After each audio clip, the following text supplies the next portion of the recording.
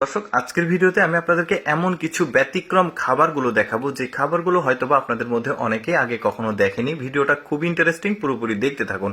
দেখুন, এগুলো হচ্ছে ভাত, বিভিন্ন কালারের ভাত।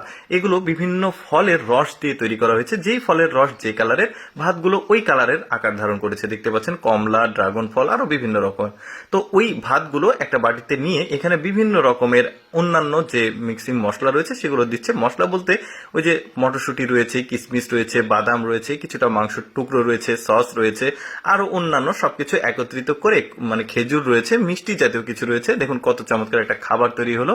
এগুলো বিক্রি হয়। তারপরে দেখুন, এটা একটা ব্রেড তৈরি করা হচ্ছে। তবে আমার কাছে একদম ব্যতিক্রম লেগেছে। এটা তৈরির যে প্রক্রিয়াটা দেখতে পাচ্ছেন, বেশ চমৎকার। এইরকমই সব ব্যতিক্রম ব্যতিক্রম খাবার তৈরির যে প্রক্রিয়া, সেগুলোই আজকে দেখাবো। যেমন এটা দেখতে পাচ্ছেন, বাঁশের মধ্যে বিরিয়ানির চাল, সাথে দেওয়া হয়েছে কিছু খেজুর, মাংসের টুকরো, এগুলো সবকিছু দিয়ে এই বাঁশটাকে নিয়ে আসা হয়েছে চুলাতে। দেখতে পাচ্ছেন নিচে আগুন দেওয়া হয়েছে।